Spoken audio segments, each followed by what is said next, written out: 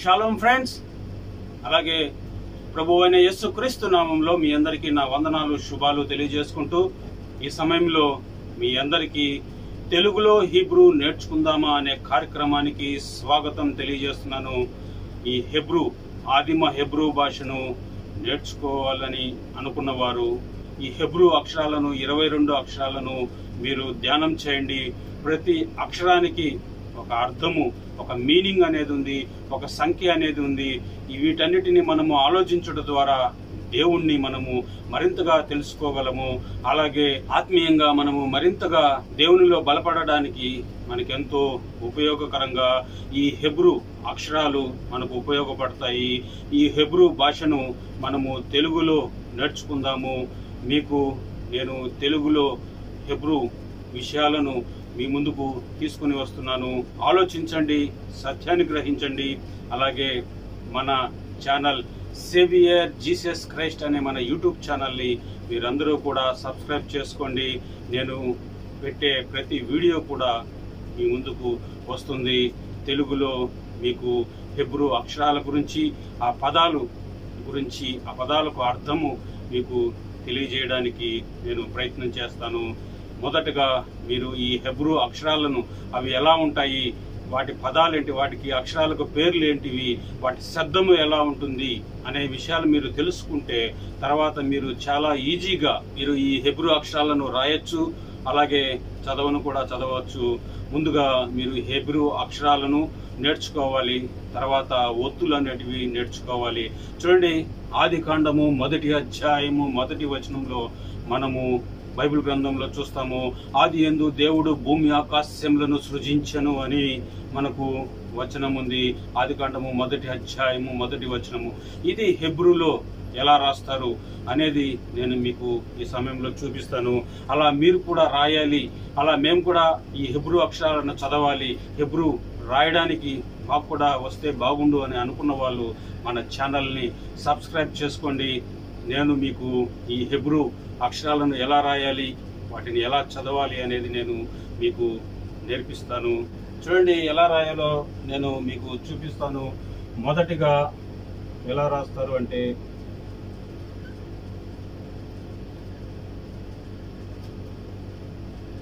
బే వే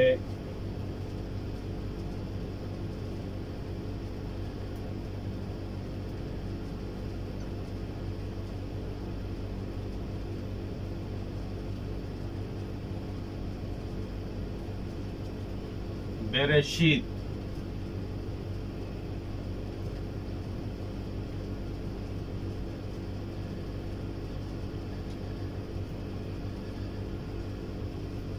బా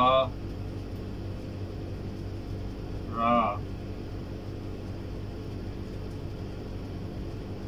బెరెషీత్ బారా ఎలోహీం,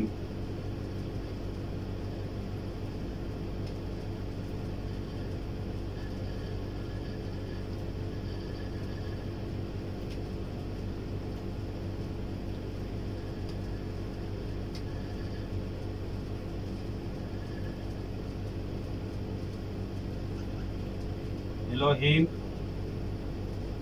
ఎత్,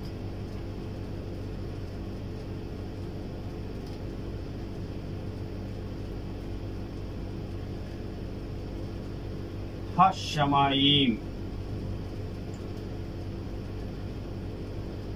హ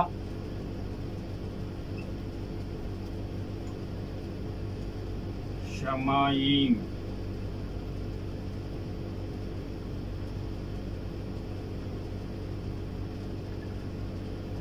బెరెషీత్ బారా ఎలోహీం ఎత్ హషమాయీం, వె ఎత్ వె ఎత్,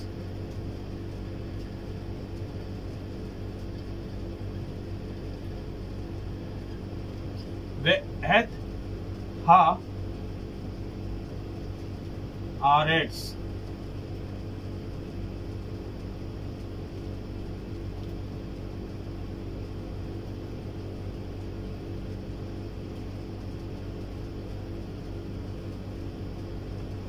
ఇది బెరెషీత్ బారా ఎలోహీం ఎత్ హషమాయిం వెఎత్ హహారెట్స్. దేవుడు ఆదియందు భూమి ఆకాశములను సృజించెను అని. ఈ ఒత్తులు మనము ఈ అక్షరాలను ఈ ఒత్తులను తెలుసుకొని ఉంటే మనకు ఇవి చాలా ఉపయోగకరంగా ఉంటాయి. ఈ ఒత్తులు, ఇది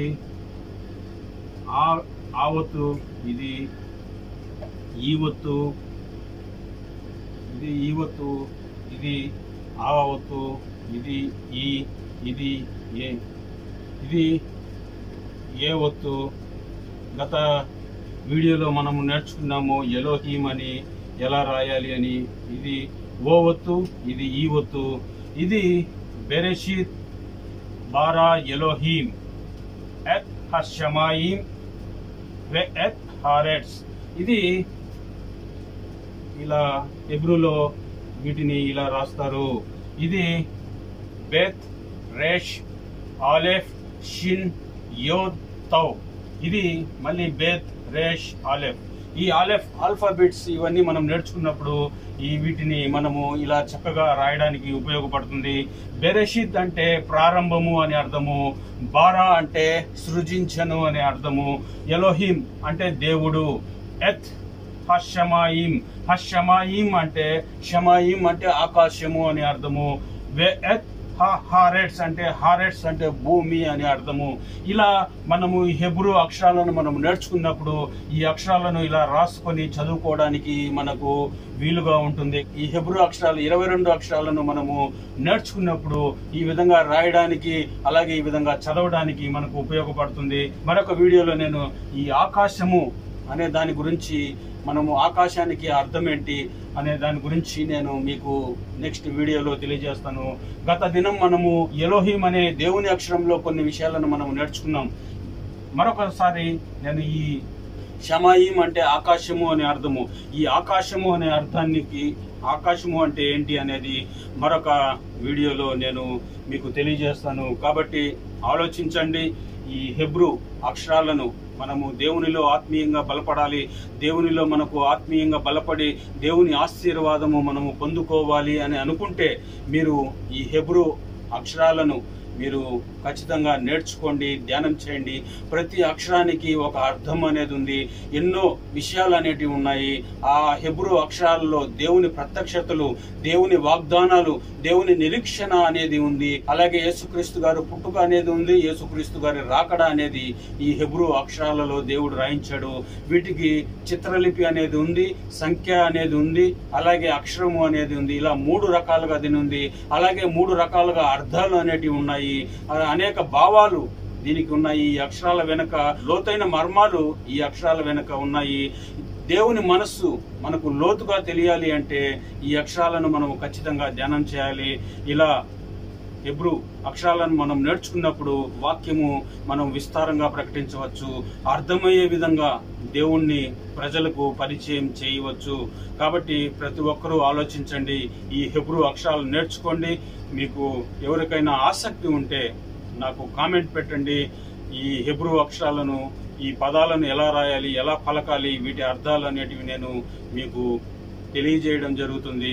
కాబట్టి ప్రతి ఒక్కరూ అశ్రద్ధ చేయకుండా ఉచితంగా లభిస్తున్నది ఉచితంగా మీరు పొందుకోవడానికి ప్రయత్నం చేయండి. దేవుని ఆశీర్వాదాన్ని పొందుకోండి, దేవునిలో బలపడండి, అనేక మందిని బలపరచండి.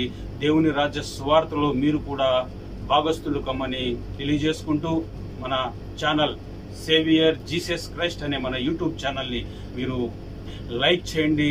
అలాగే మీకు హెబ్రూ విషయాలు కావాలంటే నాకు కామెంట్ పెట్టండి, నేను మీకు అనేక విషయాలను తెలియజేస్తాను. కాబట్టి ఆలోచించండి, సత్యాన్ని గ్రహించండి. మన ఛానల్ని మీరు వీక్షించండి. అందులో హెబ్రూ అక్షరాలు ఎలా రాయాలి, ఎలా పలకాలి అనే వీడియోలు ఉన్నాయి, చూడండి. వాస్తవాలు గ్రహించండి, సత్యాలు గ్రహించమని కోరుకుంటూ అందరికీ షాలోమ్. ప్రభువైన యేసుక్రీస్తు నామములో వందనాలు తెలియజేసుకుంటూ, గాడ్ బ్లెస్ యూ ఆల్.